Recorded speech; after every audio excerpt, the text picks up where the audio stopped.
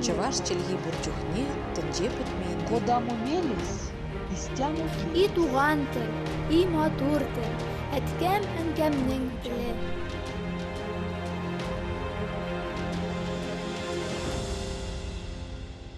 Исәнмесез, сіз Татарстан 24 телеканалында туған тіл тапшуын қарайсыз. Сізнің білән Гүлүсә Сыңғатуллина. Бүгінгі тапшу татар милли киімнәре, оларның килеп шығу тарихы, заман милли киімнәрінің кулланылыш дайрасы һәм милли киімнәрдәге бизәкләрнең үзенчәлекләре хакында. Татарларның бұрынғы милли киеме шын мәгънәсендә халыкның күңел кызгысы, матурлык, затлылык үрнәге ул. Безнең халык бұрынғыдан матурлыкка, сәнгатькә омтылып яшәгән. Милли киемнәребездә ата-бабаларыбызның шөгыльләре, һөнәрчелеге һәм башка халыклар белән аралашулары да чагылыш тапкан. Тарихка күз салсак, археологик казу эшләре нәтиҗәсендә Идел буе болгарларының 8-12 йөзләргә караган милли кием детальләре табылган. Алар арасында киемгә тагыла торган металл бизәкләр, баш киемнәре, күн каешлар, муенсалар, чулпылар, тимер бизәкләр беркетелгән күн аяк киеме калдыклары һәм башкалар бар. Әлеге табылдыклар аша Идел буе болгарларының үзләре җитештергән тукыма, күн, мехтан киемнәр тегүен аңларга була. Шулай ук шәріттән китерелгән туқымалар һәм киемнәрдә кулланылганы билгеле. Алтын Урда ханнары һәм аксөякләрнең милли һәм хәрби киемнәре турында Гарәп һәм Европа сәяхәтчеләре хезмәтләрендә телгә алына. Алар арасыннан Манамах бөрген, ягъни Алтын Урда татар аксөякләренең бәйрәм баш киемен аерып әйтергә була.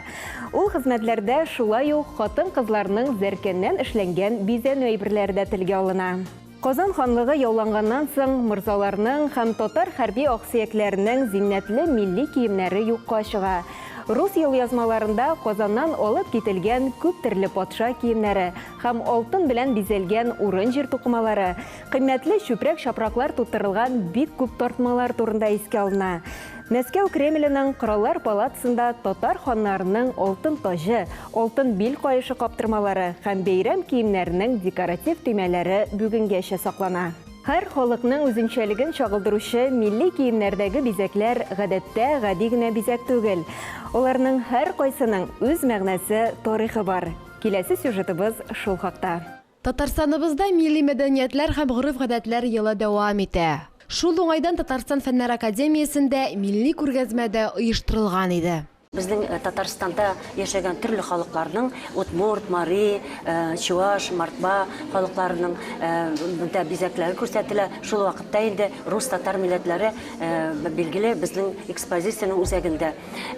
Белгәнебезчә, һәрбер милләтне аерып тора торган бар билгеләр. Менә шул иң төп билгеләрнең берсе ул билгеле төп билгесе ул бизәк. Biz шуңа күрә дә кайда барсак та иң беренче чиратта кем генә булмасын, Удмуртмы, Чувашмы, Маримы аның яшәешенә игътибар итәбез. Һәм аларның шушы яшәүнең аның холкы, характеры, аның менталитетын күрсәтә торган билге буларак аларның йортларына игътибар итәбез. Йорттагы бизәкләргә, тәрәзәдәге бизәкләргә, уелган бизәкләргә, капкадагы бизәкләргә игътибар итәбез. Татар орнаментында күп осталар төп мотив итеп ләлә чәчәген куллана. Халык өчен бу барыннан да элек яңарыш символы булып тора. Кая гына барсак та бу татарныкы гына яки бу чувашныкы да итеп булмый, чөнки төрле дөньясын хач. Шулай ук тагын безнең инде солярный знак диләр аны. Ул кояш дип әйтергә мөмкин, мәңгелек билгесен чагылдыра торган билге ул хач. Бunda аның төрле без конфигурациясын күрәбез. Ул татар киләмнәрендә бар, ул безнең чигүдә дә бар, ул бар башка халыкларда да бар. Мәсәлән, монда без күрәбез үзебезнең капкалардагы булган бизәкләрне дә күрәбез. Без монда күрәбез алкадагы ювелир заркан сәнгатендә булган үсемлек чәчәкне дә күрәбез. Һәм шул үсемлек чәчәкләр алар билгеле безнең кайчакта кабул ителә капкаларда, мәсәлән, алар геометрик формада да булырга мөмкин.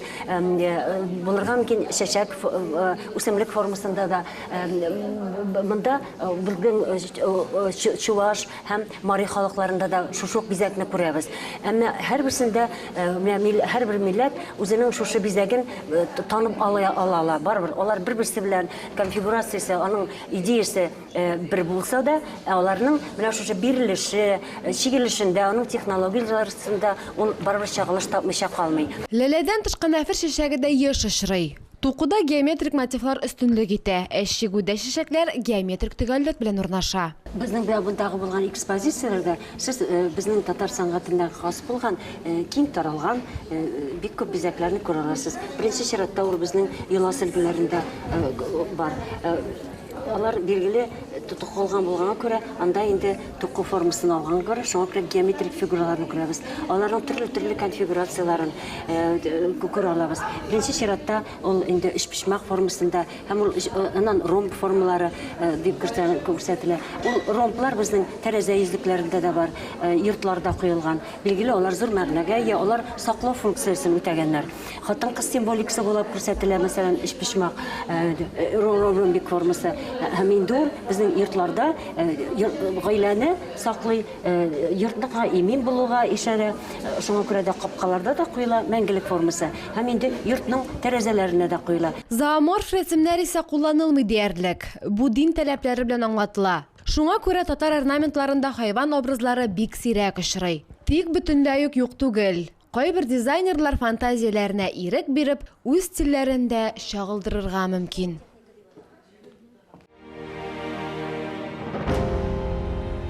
Тарихны барлауны дәвам итәбез. 18-19 йөз уртасында татар халкының классик милли киеме формалашып җитә. Аның үрнәге итеп Казан татарларының шәһәр милли киеме алына. Ул шуар яисә бер төстәге тукмадан тегелгән иркен күлмәктән гыйбарәт була. Күлмәк итәкләре киң бала итәкләр, укалы тасма, мех яки кош мамыгы белән бизәлә. Күлмәк өстеннән камзул киелә. Күкрәк турысы ташлар белән бизәлгән изү белән каплана. Образны тулыландыручы деталь буларак яулыкларда кулланыла. Яулыкларның төрле борынгы формалары очрый. Шундыйлардан иң оригинале түгәрәк яулык. Аның кырыйларына, почмакларына һәм уртасына кара ефәк җеп белән борынгы орнамент төшерелгән. Ә читләренә кызыл ефәк җептән үрелгән чуклар тагылган була. Мөселман татар хатыннарының кием комплексына шулай ук чуклы ефәк шәлләр дә кергән.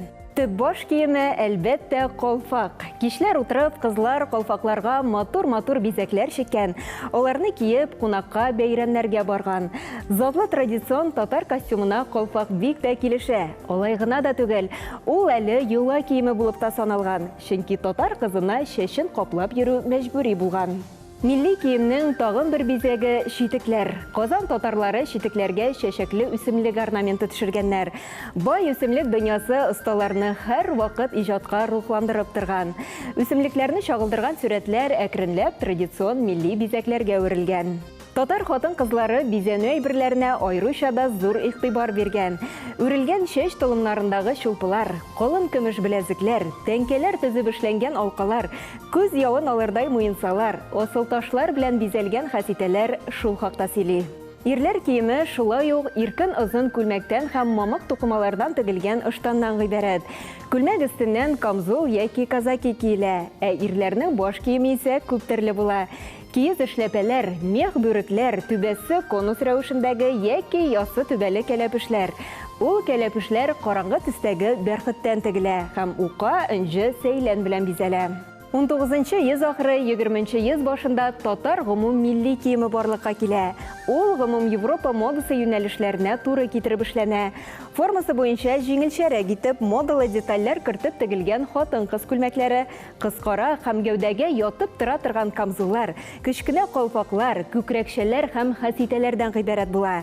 Милли кием күп катлы тукмалардан, укалап чигү фрагментларыннан һәм авыр детальләрдән арына бара, эшлеклерәк төсмер ала. 1920-1930 елларда традицион халык милли киеме асылда юкка чыга. Ул театральләшкән тамаша, концертлар кысаларында сәхнәдә генә яшәп кала. Милли киемнең аерым чагылышлары халык көнкүрешендә, яулык бәйләү традициясендә, күлмәк илгеләрендә, үзенчәлекле төсләр җыелмасында күпмедер дәрәҗәдә саклана бирә. Халкыбызның милли бизәкләре белән танышуны дәвам итик. Бизәк төшерүне кәсепкә үрелдергән шәхесләребез дә бар. Шуларның берсе Актаныштан Ләйлә Ринат кызы. Ләйлә ханым, бу эш белән сез инде күптән шөгыльләнәсезме? Туку безнең татар халкына хас кәсеп. Моңа мәхәббәт сездә каян килә? Мин инде кичкенәдән үк әби бабайлар белән үстем инде. Аларның да әбинең дә безнең станогы бар иде. Ул инде үзе станокта төрле җәймәләр, паласлар тукый иде. Инде ныклап кызыксына башладым. 21 елда без Крымга бардык семинарга җыелып. Һәм шунда инде без бөтен току серләренә өйрәндек. Шуннан соң миндә кызыксыну уянды. Һәм инде мин Актанышка кайтып җитәкчелеккә мөрәҗәгать иттем. Менә шушы току станоклары сорап инде. Һәм җитәкчелек мине хуплап, без сәнгать мәктәбенә балалар өчен эшләргә 6 станок кайтардылар инде. Һәм мин балалар белән шулай току серләренә өйрәтә башладым балаларны. Ләйлә ханым бизәкләрнең тарихи асылына да зур игътибар бирә. Орнаментларны башта өйрәнә, аннары гына хезмәтләрендә чагылдыра. Хәзерге вакытта бик күп кызыксынучылар, күп менә шундый әбинеке кебек җәймәләр җәйер идем. Өйгә дигән кызыксынучылар бар, заказлар да бирәләр инде.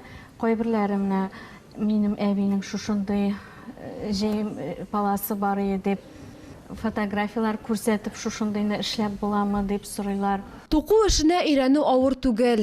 Теләк, максат һәм сабырлык кына кирәк ди мөгаллим. Монда инде станокны соплай белергә кирәк. Иң мөһиме авыррагы ансы.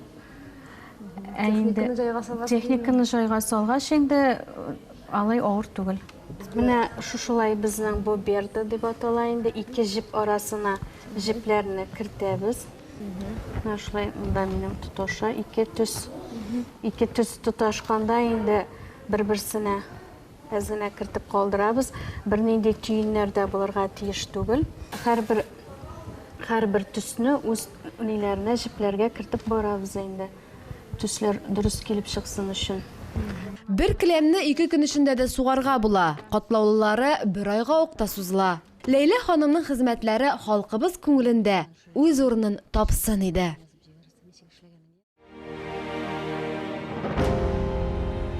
Һәр милләтнең үз йөзе бар. Ул әлбәттә милли киемнәрдә чагыла. Халыклар традицион киемнәре аша милли үзенчәлекне, күңел байлыгын, үзләренең яшәү рәвешен, дөньяга карашын, үз милләтенә мөнәсәбәтен җиткерергә тырыша. Бүгенге көндә милли киемнәр яңадан үсеш, үзгәреш кичерә дисәк тә ялгыш булмас. Соңгы вакытта әби-бабайларыбыздан калган милли байлыгыбызны кайтара башлады кебек. Республика күләмендә татар киемнәрен пропагандалаучы төрле милли проектларның булдырылуы да шатландыра. Татар яшьләре бу проектларга бик теләп кушыла, үзләре оештыручы буларак та катнаша. Шулай итеп, милли киемнәрнең кайбер элементлары халык арасында да популярлаша башлады. Казандагына да милли киемнәр ясау һәм тегү буенча әллә ничә махсус ателье эшли. Заман ательелары татар милли кием элементларын заманча киемнәргә, бизәнү әйберләренә дә күчерә хәтта. Татарлар ул киемнәрне көндәлек тормышта да бик яратып кияләр. Республикабызда татар киемнәрен киң кулланылышка кертүдә шактый эшләр башкарыла. Милли кием үзенчәлекләре буенча белгечләр, дизайнерлар әзерләнә, күргәзмәләр, ярминкәләр оештырыла. Мөселман костюмнары милли бизәкләр белән баетыла. Көндәлек киемнәрне бизи торган милли детальләр ясала һәм башкалар. Халкыбызның милли бизәкләре сәхнә костюмнарында гына түгел, көнкүрештә дә урынлы дигән фикерне танылган дизайнерлар да хуплый. Шуларның берсе модельер Ләйсән Хаҗиева. Стиль дигәндә ул заманча тукымалар, заманча тенденция буенча тегелгән коллекциялар, мода буенча инде.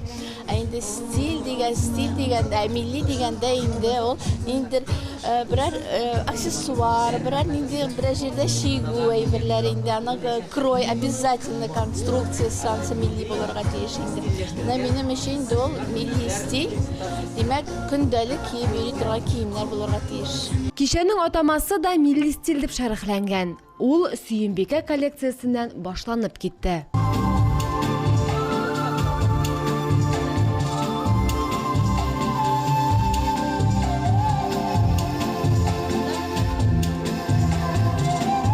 Иң беренче коллекция була чыга торганнан соң инде бүтән кеше яраткан коллекция, ул коллекцияга бер 10 елдан артык бардыр инде. Икенче коллекция безнең була яңа.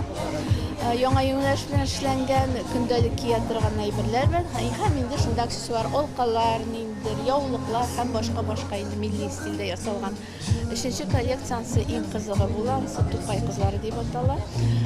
Ул инде менә 20нче гасырлар, 20нче гасырларның башында кия торган Тукай вакытында диетра кызларның менә нәкъ шундый кичкенә калфаклар белән, ниндер приталенный жилетлар һәм башка киемнәр. Ләйсән ханым яшерми, милли коллекцияләргә игътибар аеруча да яшь буыннан югары. Яшьләр сыры икән, димәк, милли бизәкләребездә яшәячәк. Иң беренче конструкция һәм инде соңыннан безнең калфак бар, изу, фасите, шулпылар, алкалар, алар бик күп. Төрле силуэтта ясап була, төрле. Беләсезме, менә мин үзем генә 69 стиль беләм. Менә шул 69 стильдә милли ясап була барысында.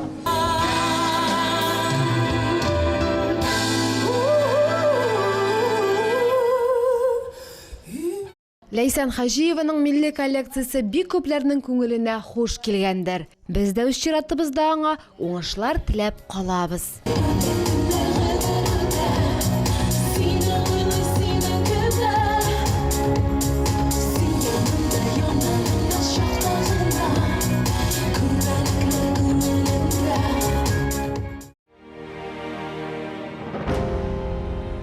Безнең милли киемнәребездә халыкның гасырлар буена тупланган акылы да, тәҗрибәсе дә, тарихы да чагыла.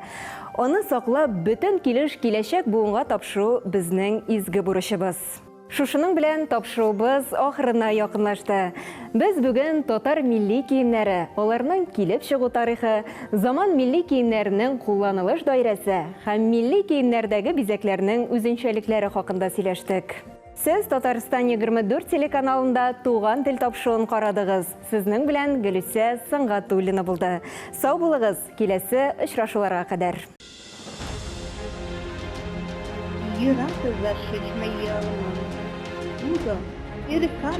Чуваш челги бурчухне, тенже путмейнде. Куда мумелис, истяну ки. И туган тел, и матур тел, әткәм әнкәмнең теле.